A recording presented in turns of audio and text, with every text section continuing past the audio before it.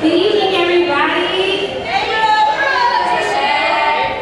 Okay, parentals. Why are there 3 empty rows in between those people and you guys? Because they're back row Baptists. Back row Baptists? What? Move forward, people. Move forward. As always, I like to see bright shiny faces. All the time. This is so disappointing, you guys. Fine, we'll let it go this time. We'll let it slide.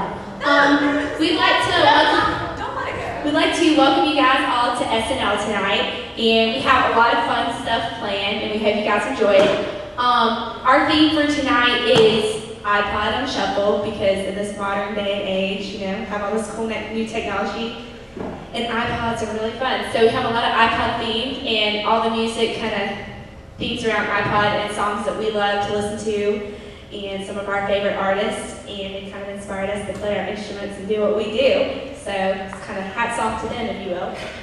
We hope you guys will participate with us a lot tonight. This is also kind of our unofficial senior night, if you will. We have all the seniors speaking tonight, and we just want to share ourselves with you a little bit more one last time before we graduate. Yeah, so I think that's about it, but look up on the screen for a couple cool videos that we have going on throughout the night, and hope you guys have a good week. We have some announcements. Announcements! Announcements! Announcements! Announcements! We're terrible at the dot. We're terrible at the dot. We're terrible at the top. We're terrible at the dot. Okay, for those of you who don't know, we actually learned that at university, and then we just kept doing it when people were saying announcements. We were going to do this more, but we thought it might overwhelm some people, so we decided not to. Just trying to spell, I'm just kidding. This Tuesday is Breakfast Club at 7:17, right? Yeah. At Chick-fil-A, and that's going to be the last one, so you know everybody should come out to that. And for the youth who want to hold Vintage Bible School, you need to contact Lisa Wallace or Alicia Darby, and I'll try to get you whatever spot you want to be in. And it's at VBS is June 13th through 17th, Sunday through Thursday this year, and it's from 8:30 to 12. And if you register before May 28th, you get a free t-shirt. So who doesn't love free t-shirts? And if you haven't got a calendar yet for youth and college, just email Travis at traviscrocker@gmail.com if you haven't got an email yet. And the college retreat has been postponed to a different date, so we can like actually have a trip and whatnot. Please bow your heads and pray. Dear Lord, thank you for this day, and thank you for bringing us all here, and let us have safe travels back home, and just let us worship you tonight, Lord. In Jesus' name I pray, amen. Hey. Amen.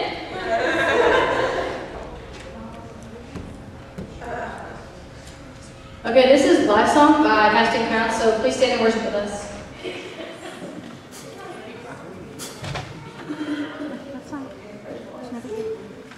Wait, what camera? That's not on Words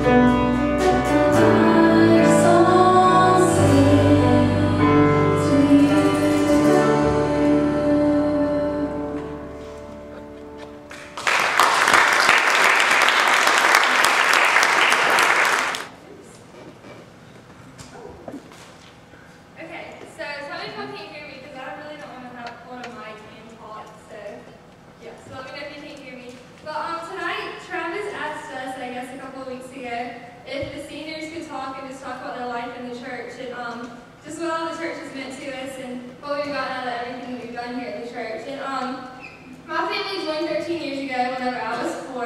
And ever since that was the first time that I met Katie Winsky, she was my first friend here. My mom was telling crazy stories about that this morning. But and then she introduced me to Catherine Allen, who y'all know pretty well. She doesn't really come that much anymore, but she was one of our really good friends that we grew up with.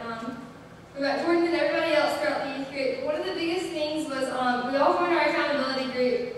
It was our first D now. We were going into 6th grade, I guess, because we stayed at the Ronnie King's house and stuff. And we went to AU, and there's a big sermon and stuff. And then we did a lot of worship songs. And Janice came up with us afterwards, and we formed our little friendship accountability group. And from there, just everything went really well and stuff. But so to start out, this is where I met my best friends and all my accountability people. And I met all Dr. Thomas and everything was there for everything that happened in our family. And Ronnie Keene. And this is weird. We were talking about Sunday school this morning. All of us seniors have had 5 youth ministry people go through our lives. We started out with Ronnie in 5th grade, and then after that we had Jim Stabley. Then we had Marcus and Alicia and Travis and Graham and everybody. So we've gone through a lot of changes. And in my life here, most of y'all know that my parents divorced here, and through that, my sister and I lost relationships, our house, and things like that. And our church was set then, and just really, that's whenever we learned our family started thriving on Christ. I know that for my sister, a lot of things went on, and that she had a really hard time with it. But Dr. Thomason just really got us through everything, and Nowinski's family was a really big help for everything, and just so many things in our youth group. I was in 4th grade when everything happened, and by the time we got our house and the church built everything, and that all happened starting in 7th grade, and it was just a miracle to see it all happen. And I learned that, even though bad things happen, that you have to continue to pray and strive through Christ. And that's whenever my friends and everyone around the church just held us so accountable, and I could never see my family not being at this church. And so just so many things happen, and it's really weird to reflect back that we joined here 13 years ago, and just y'all have helped us through so much. And that's where we gained Dwayne here my sophomore year, and he left from New Spring where he was, and he came here, and he's on the praise team now, and joined the church right off the bat, and just everything. And so many things have happened that y'all have really helped us with. And one of the biggest things that me and my friends have talked about a bunch is, we'll come back from camps, or something will happen in our lives, after all the divorce stuff happened, and good things happen is whenever we start thriving after Christ, and we're God. And then Brooke was then you go, God. And it's your relationship with Him is still there, and it's still strong, but you're not okay, guys, let's do God stuff. Let's just worship and do everything. You're not as on fire and stuff. And so, my friends and all the youth groups really kept us up with that, and to really just make sure you keep your relationship strong and up there with Him. And most of the time it does seem like it's the strongest after you've been in a big church event, or you've been leaving these SNL things. I always feel I'm at the top of my peak with Him, I don't have much work to do, and then you drop it. And that's just one of the things that I learned, and you have to continue to be on fire for it and things like that. But one of the things that Alicia did the girls' Bible study with us last year, and one night she let us bring in just a lot of random quotes and things that we had. And today I was looking back, and we talked about friends, friends hold people accountable, and that's what the youth group has done for all of everybody. So I think it is in Psalm 102, 1 through 2 says, oh wait, that's not it, just kidding. Hebrews 3:13 says, but encourage one another daily, as long as it is called today, so that none of you may be hardened by sin's deceitfulness. And that's a really big thing that I think really goes along with our youth group and all that the youth group's gone through, and everything that was holding each other together. And that's just one of the really big things that I think has been the best thing for my life here, and learning all the families and getting to work closely with everybody, and going through seeing Katie Thomas and all of them who I grew up with, and they graduated last year. We've all come back and seen what everybody's done. And I've just really gotten to know everybody, and y'all have helped me so accountable and stuff, so I just want to thank you all for that. But I just feel like my life has gone through so many different stages here, and then I can't wait to come back next year and get to see what everybody's done. But that's pretty much it that I wanted to share. It's just everything's going on for 13 years now, and it's topped out to be really well. So, thanks, guys.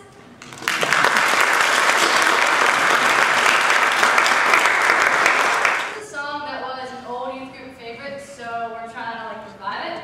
It's called Light the Fire, and usually do guys and girls, but we're going to change it up. Do girls and girls. Oh, okay. This side of the room, y'all are the first part of the song, and y'all are going to sing with Katie and Meredith.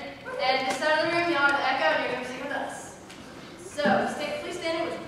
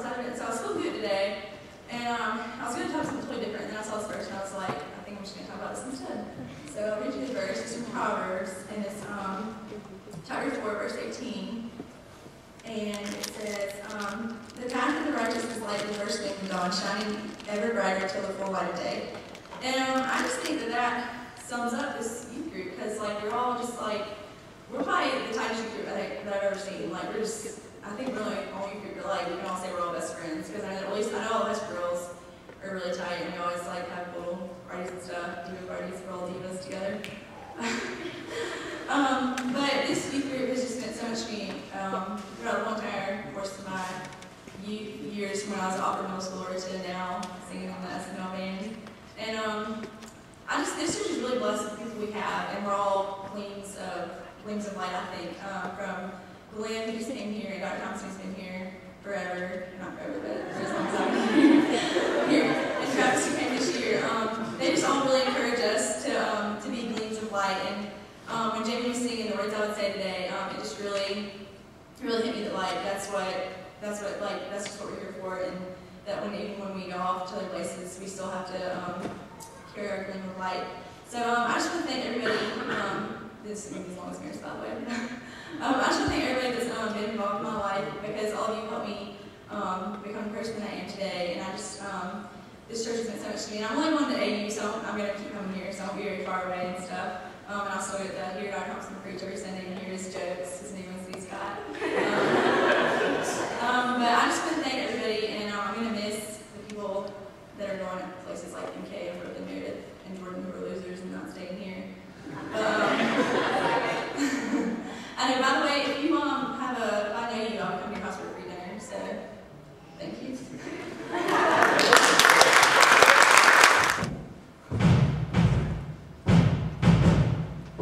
you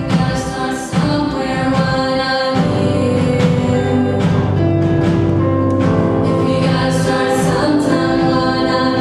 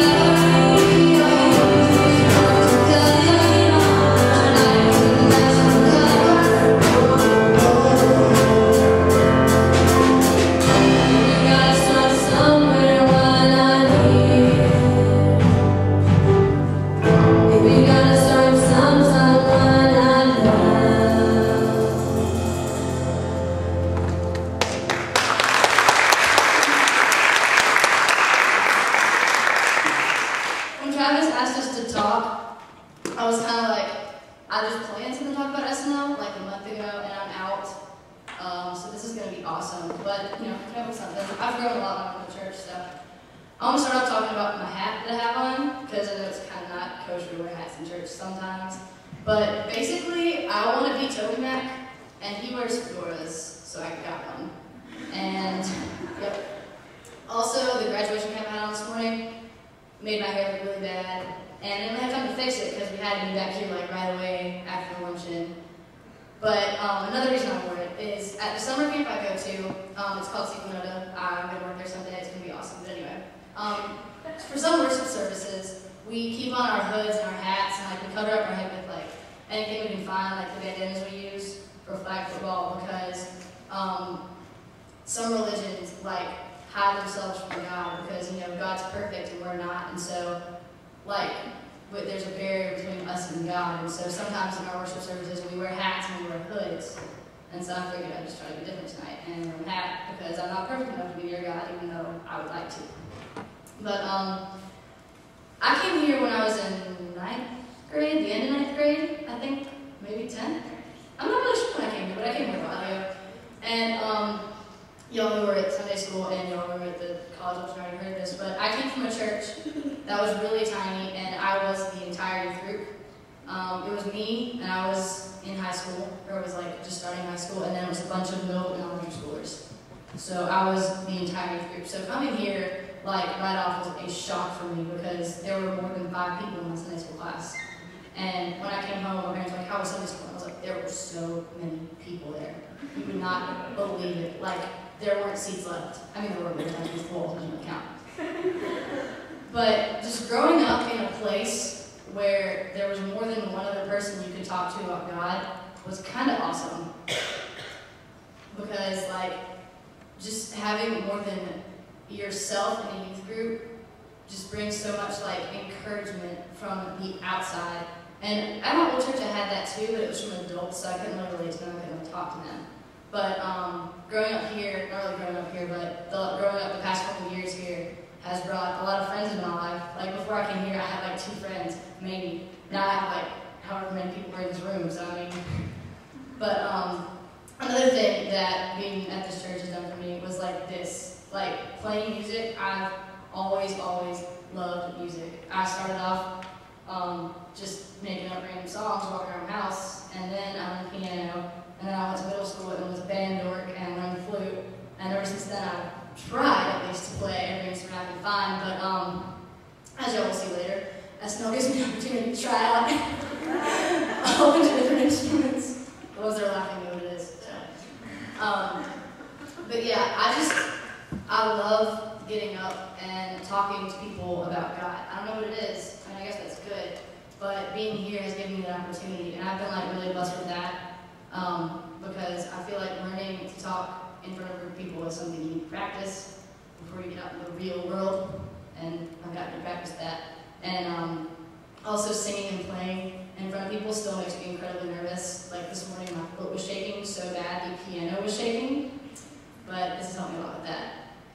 And another thing that has been a real blessing in my life has been the youth ministers here. I haven't been here long. I haven't been through like 8 like everybody else. I've been through 3, kind of.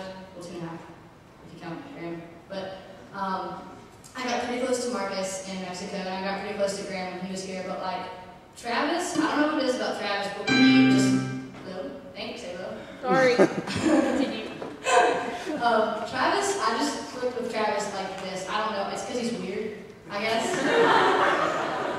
And I'm weird too, so like he'll say something completely off the wall. I'm like, no, I got you. Like the other day, I stopped in to drop off money and was here for an hour and was almost late to physics because I just like could not stop talking to Travis.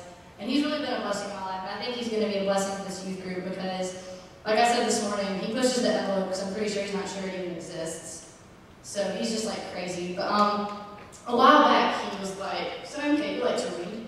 I'm going to a Christian bookstore. Do you want any books?" And I was just like, "Really, Travis? Do I want any books?" So he got me this. This is called the Ragamuffin Gospel, and it's amazing. But this is just the picture version. The real one looks like this, and it's all words, so it's not so fun. But there's a story towards the end which just like hit me like out of nowhere, and it hit me so hard because I didn't get it the first time I read it. So I'm going to read it to y'all. All right. This is talking about understanding God's forgiveness, basically. Several years ago, in a large city in the far west, rumors spread that a certain Catholic woman was having visions of Jesus. The reports reached the Archbishop. He decided to check her out. There's always a fine line between the authentic mystic and the lunatic fringe. "Is it true, ma'am, that you have visions of Jesus?" asked the cleric. "Yes," the woman replied simply. "Well, the next time you have a vision, I want you to ask Jesus to tell you the sins that I confessed, and I'll ask confess to him." So the woman's like, "Did I hear you right? You actually want me to ask Jesus to tell me your sins?" And he says, "Exactly, just tell me what happens." So she calls him up 10 days later, and she told her spiritual leader, I guess that's what Catholics call him, of her vision of Jesus. So the Archbishop comes, and he said, "You just told me you had a vision of Jesus. Did you do what I asked?" And he said, "Yes. I asked Jesus to tell me the sins you confessed in your last confession." And so he's all epic, like, "Okay, what were they?" And she goes, "These were Jesus' exact words. I can't remember." And the first time I read that, I was like, "Now that's stupid. Jesus knows everything. What is this?" And then I flipped the page, and I'll show this to you. All it is a picture. It's like this yellow background with a candle or something, and all it says is, "I can't remember." There. And I'm sitting in my chair at home watching some stupid show, and I go, "Oh my God, that's so cool!" Because it hit me. Once you lift your sins up to God, they're gone. And I was just like, God. And I don't know, it was one of those moments where you're just like, duh. But, I don't know, just from that led me to what I kind of wanted to talk about outside of what I've learned from the church. It's not just your sins that you have to lift up to God, it's everything. And what I told the high schoolers this morning, when we were having our fire round, as Chase called it, was that I made the mistake of clinging to the things God blessed me with instead of clinging to God. And that mistake, I don't know, it cost me all that time I could have been forming a relationship with Him. And I just really hate that I did that. And like I said earlier, I don't want anyone to do that because that was probably the stupidest thing I ever did, honestly. But yeah, that's just my senior advice, I guess you could say. So yeah, that's what I'm going to leave you with. Thank you.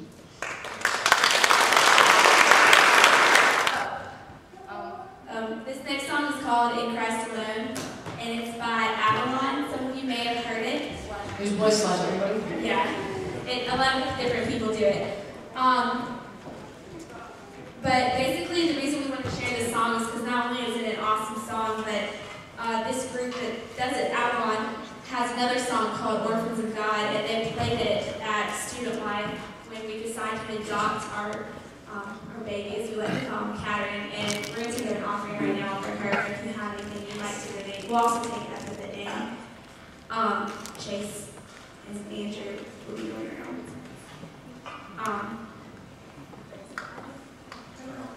Catherine was our first baby, and what happens is you adopt one and you send so much money a month. You've probably seen ads on TV that are similar. But they also provide them with Bibles, and they just take care of their family, and it's nothing. It's more money a day in the United States, but there it's nothing. The whole family can eat for 50 cents a day. So we decided to adopt them as a group, and we've been taking care of Catherine, and her family all of a sudden decided to pull her out of the program. I'm not really sure why, but we got another little girl. Her name is Gracie, and we love her too. They send pictures of her. It's kind of like a pen pal. She sends drawings to us, and their family writes notes and a translator interprets for them. And she's just really been a blessing in our life. Being able to take care of somebody who is so much less fortunate than we are. We have so much. Why can't we just share a little bit with her? So as we sing this song, Chase and Andrew will be going around. And if you know the song, feel free to sing with us. We're looking to see who's in there. Thank you.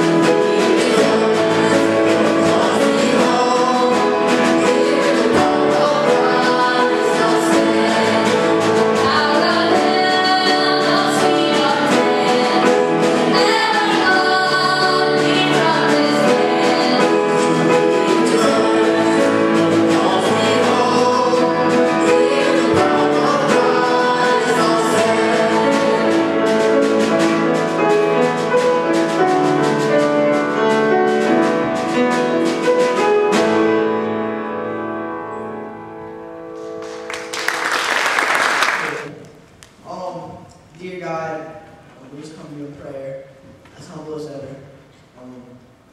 God, just thank you for the opportunity of supporting a child like Gracie.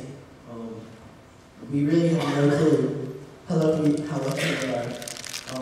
Living in our good old town, everything's provided for us. But God, I can just remember those times just looking at what the status, how much money those people had in Garcia's country. And God, it's ridiculous. I mean, how can that happen to people? It's hard for me to imagine, God. You provided for me from ever since I was born. You gave me good parents. You gave me a good family, God. Just thank you for just that glimpse of what life can be like for others, people less fortunate than us. And thank you for letting us help her. I lift up all these offerings and all that you gave. God, just thank you for those people. And just thank you for your presence tonight, God. You have favored each and every one of us, and we love you for that, God. And in Jesus' name we pray. Amen. Now it's my turn to take a whack at it. Okay, so my basketball coach, Jerry Minion, he gave me some advice last month on how I can improve. He told me I needed to come out of my shell a little bit more. So I'm going to work on that. Okay, Jerry? Like I said, Travis asked us if we would like to become like the Graduate Sunday SNL, and of course I obliged. I like to talk. But I have in my Bible, it's called the God's Word translation. I don't know if you guys can see it, but that big green box is a devotional thing. You can kind of flip through. It tells you like what to read every day, and you just flip through it. And I came across this one a couple weeks ago, and I thought it was relevant. It was kind of funny. It's about lost sheep, so I'm just going to kind of read it to you real quick. It says, living in the U.S., most of us don't know much about sheep. But if you've ever had the chance to travel to the Middle East, you'll see a lot of sheep. Then you'll discover something. Sheep are dumb animals. They may be cute, but they are also dumb. That's why shepherds are so important. For example, if a sheep finds something good to eat, it'll walk along grazing until it's miles away from the rest of the flock. Sheep forget to look up between bites. Finally, the sheep looks up and realizes it's alone. The poor sheep can't remember the way back to the flock because it never saw how it got there in the first place. Sometimes sheep can get themselves into precarious situations. Often they'll wander off completely oblivious to the danger that is waiting for them. Suddenly, a wolf appears. And what do you think this troubled sheep does? They baa. That's right, they baa. You can imagine how intimidating wolves are by this sound. And have you ever seen sheep run? Let's just say there will never be a sheep Olympics. So the bottom line is, without shepherds, sheep couldn't last long. In Psalm 79 and 80, the psalmist said we're like sheep. And as much as we hate to admit it, it's true. We end up following our appetites to dangerous places, and we end up alone and lost. But we're lucky enough to have a shepherd who never stops looking for us. And when he finds us, he won't rest until he brings us home. I just thought that was such a great little story, and it kind of made me laugh, because sheep are dumb animals. But it made me think of kind of how people, it definitely relates to people, because you can be going here or there, but you always have somebody that's looking over you. And especially at a time like this, when we're all going to different places, and not just the people going off to college next year. We have people who just graduated from college who are going off to new careers. We have parents who are going into this whole loneliness phase as we leave them. We think they kind of like us. We have some kids coming up into the youth group. We have some middle schoolers going into high school. Lots of people at lots of different phases of life. Even changing grades is a big deal. Going from like 9th to 10th or 7th to 8th is a huge deal. But it's important to remember that no matter where you're at, as long as if you don't know your way home, just know that there's a shepherd always there watching you. And that shepherd is God. He'll always find you no matter where you go. You can go as far away as you want, but he'll always know where you're at. In addition, I was thinking about all the friends that I've made here. I know a lot of people have talked about that. We just love each other so much. We did a group hug this morning. It was amazing. But I really do have some great friends here, and I told them all this morning how much I love them and everything, and I'll be able to get through my days without texting at least one of them. But you know the saying, make new friends, but keep the old ones. I kind of thought about that this morning as I got a new Bible. This is my Bible that I have now. It's pink. This is the Bible I got this morning. It's pink. Which is really awesome too, because my color scheme for my dorm is pink and brown. Thanks, Dr. B. You were thinking of me, weren't you? Pink and brown.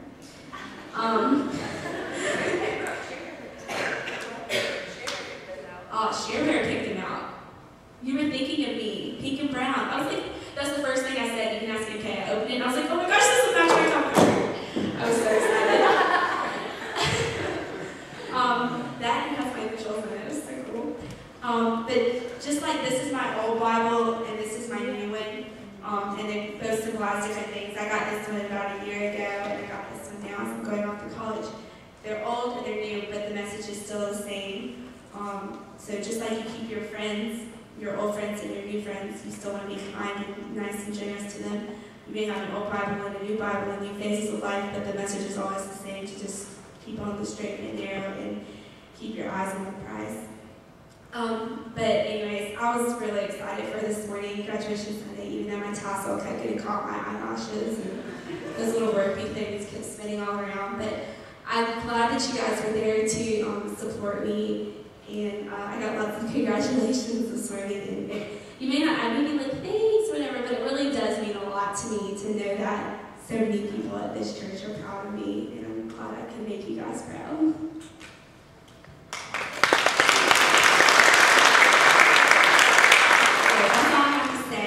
Before Ayla plays this next video, I have to explain it. With student life upcoming, a lot of the people who've never been before, even some of the adults who are chaperoning for the first time, we're trying to tell them about it. And this cool guy up here that will fix the show keeps getting mentioned. His name is Edwin. And so a couple people have asked to see it again. A couple people have asked to see it for the first time. He really has no purpose. He's just kind of fun to watch. Let's just be honest.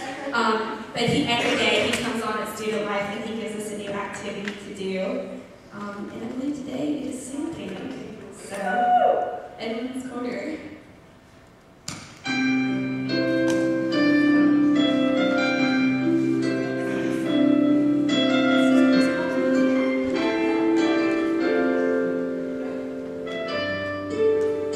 Two words for you. Jeff speaks. The two most terrifying words on the planet. I foolishly agreed when they were asking, seniors, if they want to speak. I'm like, okay. Yeah. And I didn't really think about it. I mean, I kind of knew what I'd talk about, but I didn't really do any preparation. So, live with it. I know I can't. So, I mean, just, you know how you've been told over and over again, most Americans fear public speaking more than death. Well, seriously, I mean, it's not just speaking that makes me nervous. I mean, it doesn't just make me nervous, it makes me afraid. And there are much worse things for me to be afraid of. And so, I don't know, I mean, it bothers me, but there are such worse things that it's just inconsequential. So I'm going to talk about fear. And for me, the fear is, what if I'm not good enough?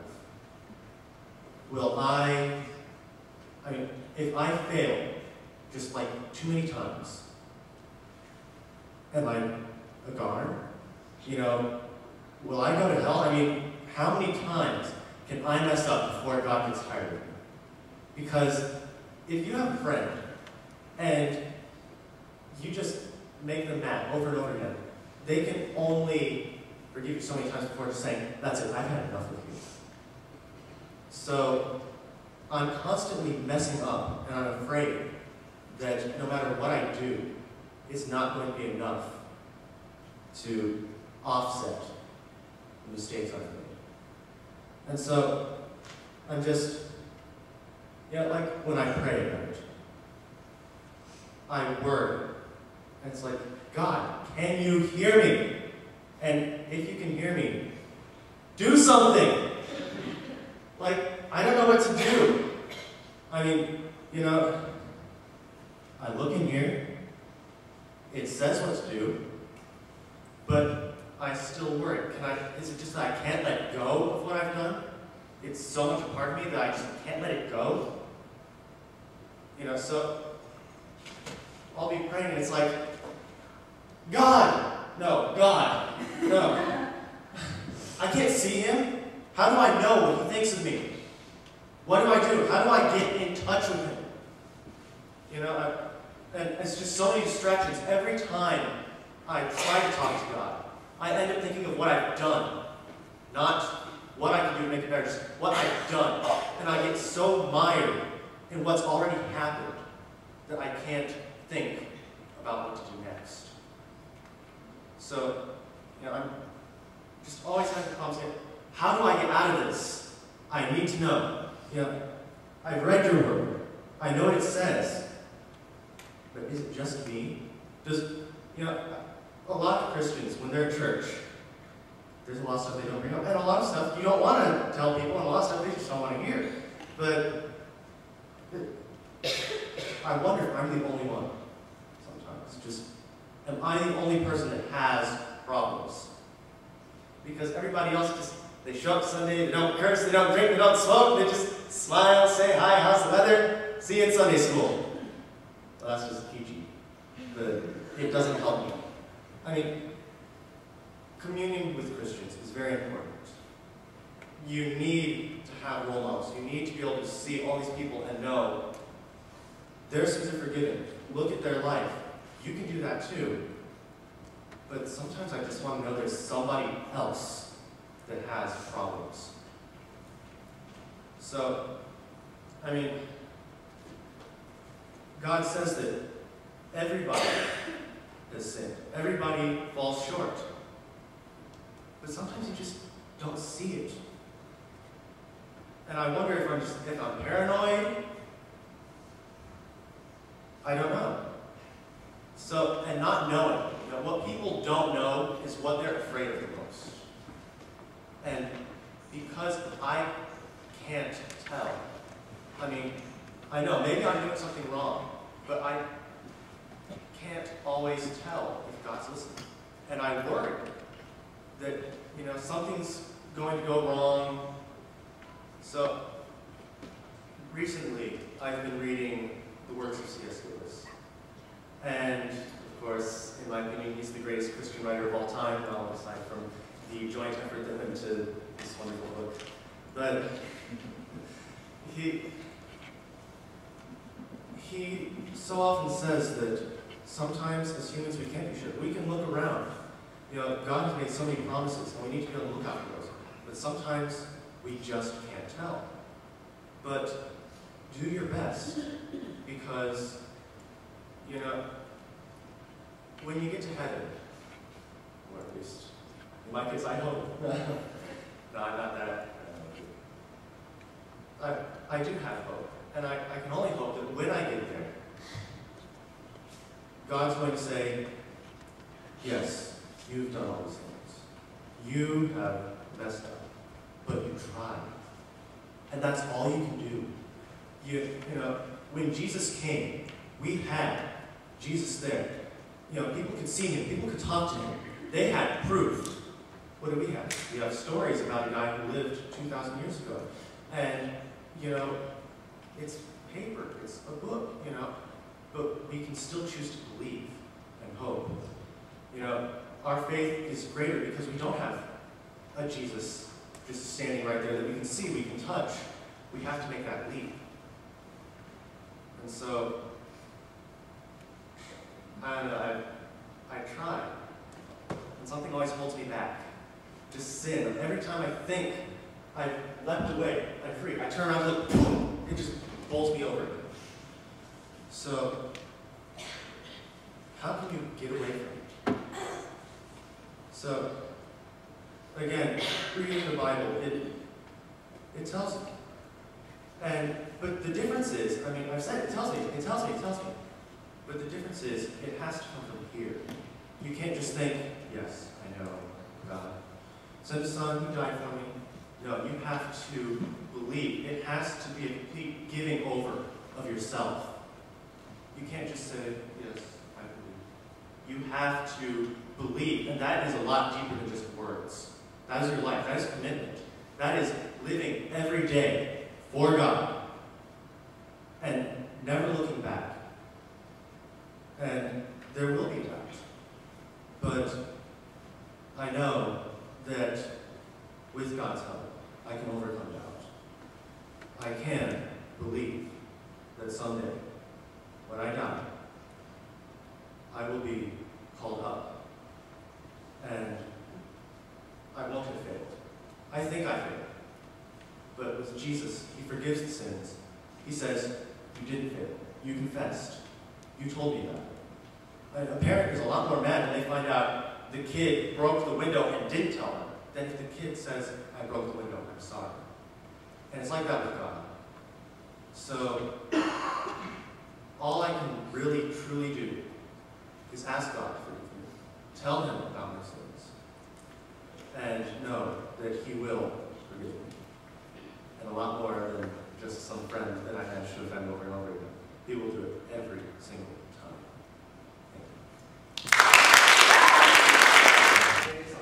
Alright, I just want to say that I'm really mad at Jeff right now for never offering to speak before. For real.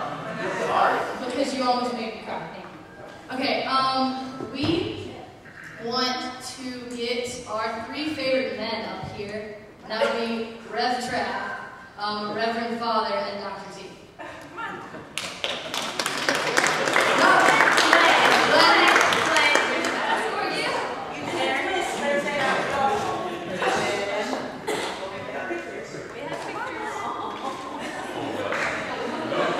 Not only have these 3 guys been like awesome at leading our youth events and preaching and just being in charge of like everything from work day to other things we have at church.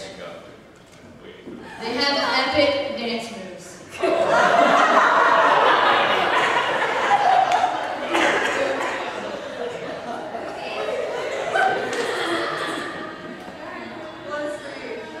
Alright. Nope. Come on. Songs will go.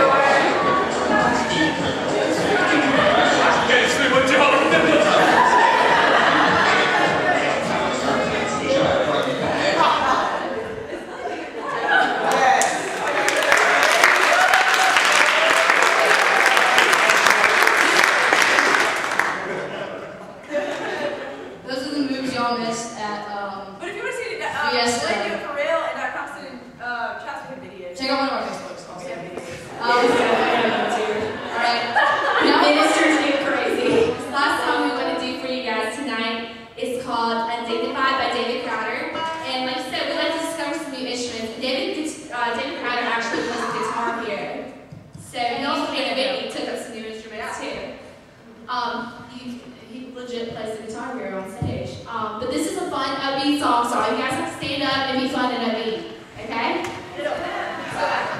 Clap your hands and dance and stuff.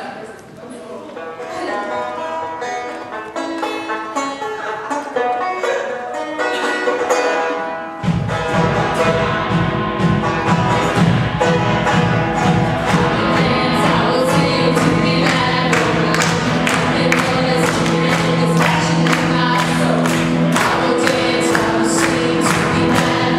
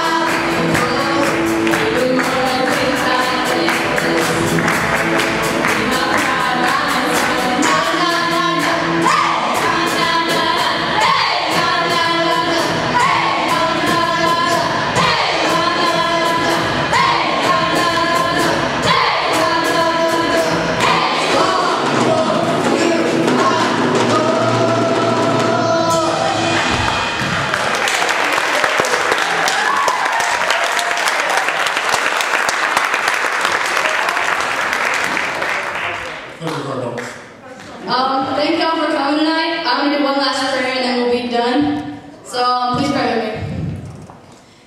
Dear God, thank you for letting us come together and worship you in an environment where we can go from serious to silly in a second, because honestly that's what your love does for us. It changes us in a second. It is amazing. It takes us from the lowest points in our lives to the highest points in our life, and it's just amazing. And you know what, the best part of it is that it's free, and we just cannot thank you enough for that, God. Let us go through these last couple days of school, really the last couple days of school for those of us who are graduating, and just be with those who are leaving, and be with those who are staying here, and just help all of us spread God's message, whether it's your message, whether it's here, whether it's somewhere else, and just, I don't know, keep our friendships strong, but help us make new ones. Just help us spread your name. In your name we pray. Amen.